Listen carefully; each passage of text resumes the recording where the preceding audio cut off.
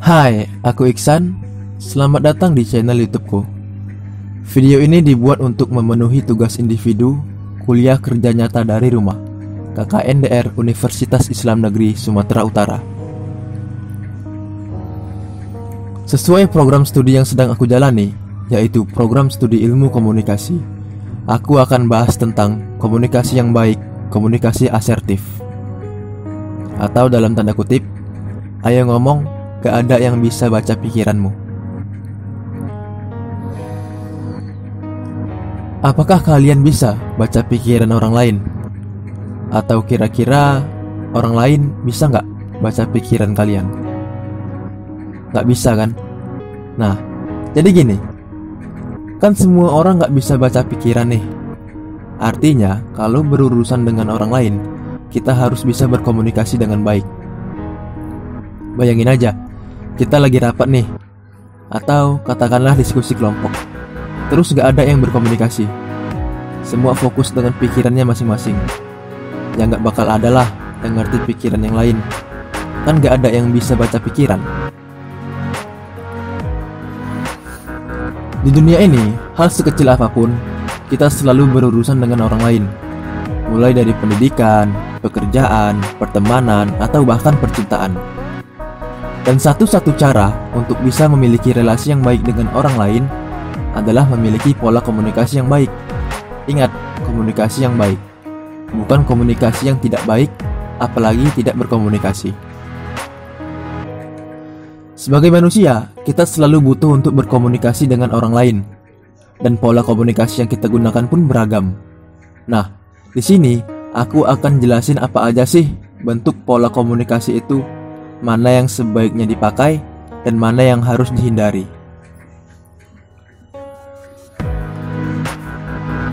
Yang pertama ada pola komunikasi pasif, yaitu orang yang susah mengekspresikan dirinya dan cenderung mengalah ke orang lain. Biasanya, karena tidak menyatakan yang dirasakannya, maka cenderung terjadinya kekesalan dan emosi negatif yang terpendam.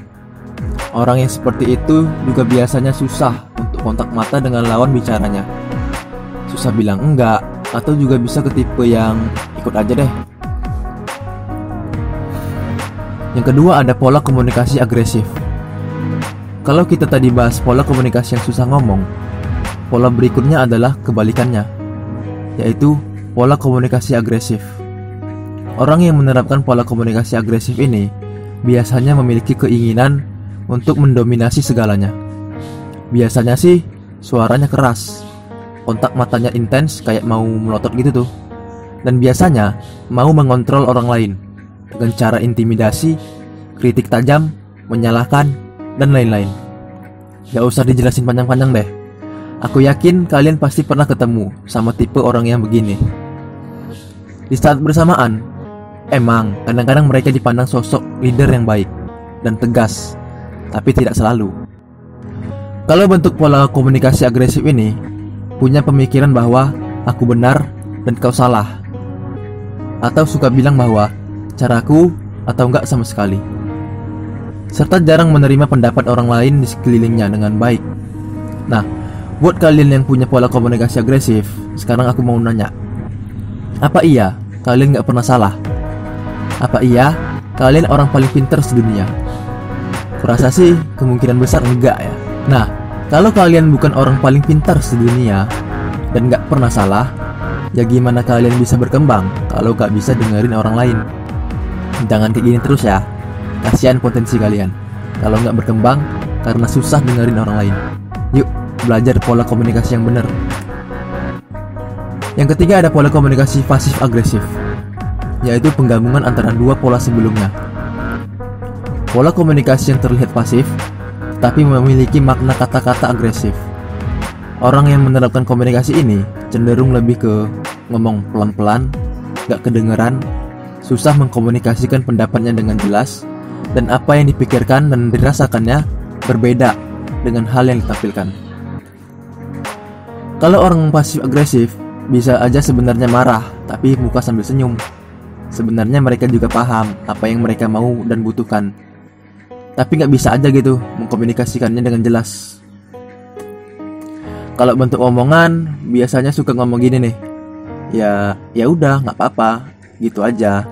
Tapi kalau ditegur bukan salahku ya. Atau oke deh. Tapi omongannya pakai suara kecil, terus sarkas. Nah, orang yang pasif agresif ini suka ngomong pakai kode. Maunya menyampaikan apa, tapi ngomongnya pakai apa, gitu. Atau kadang-kadang nggak ngomong, tapi bersikap gimana gitu. Gini ya, buat kalian yang komunikasinya pasif agresif, kalian tuh cuma boleh melakukan ini dengan satu syarat. Apa itu? Syaratnya adalah kalian harus bikin kamus bahasa kode versi kalian. Terus bagiin tuh ke orang-orang sekitar biar mereka ngerti pas kalian ngode sesuatu tuh maksudnya apa. Kenapa? Ya balik ke awal tadi, orang tuh nggak bisa baca pikiran kalian. Jadi kalau belum ada kamus bahasa kode versi kalian, yuk ganti pola komunikasinya. Nah, yang terakhir ada pola komunikasi asertif. Kalau menurut para ahli nih, ini pola komunikasi yang paling ideal dan win-win solution. Asertif ini menekankan komunikasi yang terbuka, tetapi tidak memaksa. Jadi, mereka tahu apa yang mereka inginkan dan paham juga cara menyampaikan ke orang lain, sambil mempertimbangkan perasaan orang lain juga. Nah, gimana cara mengembangkan pola komunikasi asertif? Sebenarnya caranya ada banyak, tapi di sini aku cuma ngasih beberapa tips untuk kalian untuk melatih komunikasi yang asertif. Pertama, istilahnya adalah I statement. Ini adalah tips paling kuat dan nyata. I statement adalah pengekspresian kalimat dari sudut pandang aku untuk hal-hal yang sifatnya pendapat dan bukan fakta. Misalnya gini, kalian gak sengaja datang telat janjian ketemu sama temen. Nah, menurut kalian, respon mana yang lebih baik dari teman kalian? Yang pertama, teman kalian bilang gini nih, lama kali kau, gara-gara kau kita jadi ngaret. Atau yang kedua, teman kalian bilang, aku suka kesel kalau kau datangnya telat, karena menurutku kau kayak gak menghargai waktu aku gitu. Nah, mana yang lebih enak didengar?